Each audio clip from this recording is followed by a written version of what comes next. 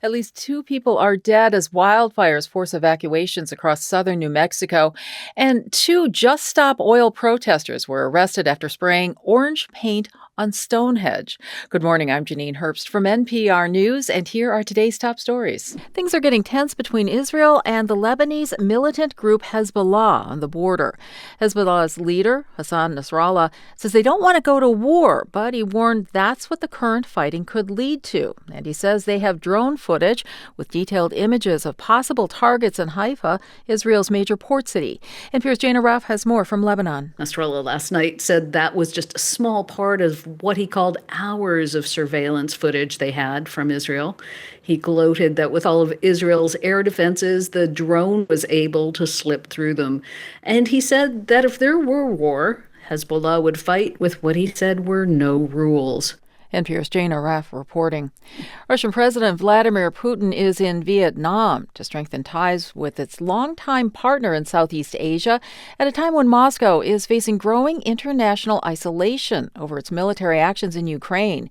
This after his trip to North Korea, where he and Kim Jong-un signed an agreement pledging mutual aid in the event of war.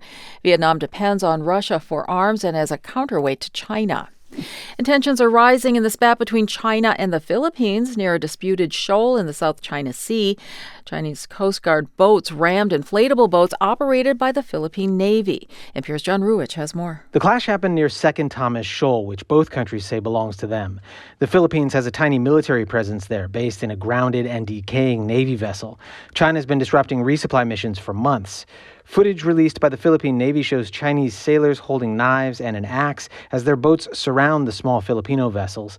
The Philippines says China seized equipment and rifles from its boats and is demanding they be returned. Beijing says the incident was caused by the Filipinos trespassing. The scrap is the latest in a series of incidents near Second Thomas Shoal that security analysts fear could turn deadly. John Ruich, NPR News, Beijing. In southern New Mexico, communities in the Lincoln National Forest are being evacuated because of multiple wildfires that's left at least 2 people dead. The flames have already burned more than 160,000 acres. Johnny Coker of member station KRWG has more. Helicopters circled the Sacramento Mountains while ash fell on the Capitan High School, where evacuees sheltered in a temporary Red Cross facility. Ruidoso resident Catherine White said she was frustrated by a lack of communication from officials and only heard from a volunteer firefighter that her neighborhood had been consumed by fire. It wasn't a surprise, but it still kind of gets you.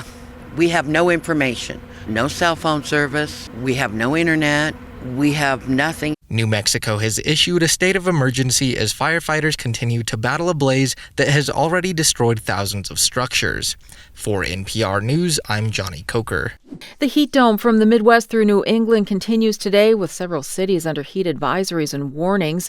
National Weather Service meteorologist Bob Oravec says the heat wave ends today in New England, but further south is a different story. Anywhere from the Ohio Valley, the Midwest, into the Mid-Atlantic, over the next several days, the temperatures are going to be very hot, and some of the hottest temperatures of the year for the nation's capital.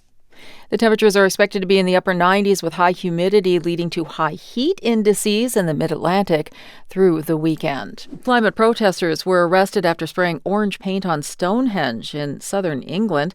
A climate group called Just Stop Oil claimed responsibility for the incident in a video posted on social media. NPR's Lauren Frayer has more. Video shows 2 climate activists, a college student and a white-haired man in his 70s, charging toward the ancient stone circle with what look like fire extinguishers. They spray a cloud of orange paint before being wrestled away by bystanders. Just Stop Oil activists have previously disrupted tennis matches at Wimbledon, glued themselves to paintings at the UK's National Gallery, and halted parade floats at a pride march. Prime Minister Rishi Sunak called the Stonehenge incident a disgraceful act of vandalism.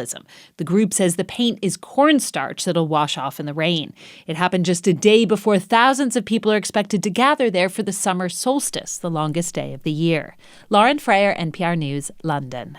And you're listening to NPR News from Washington.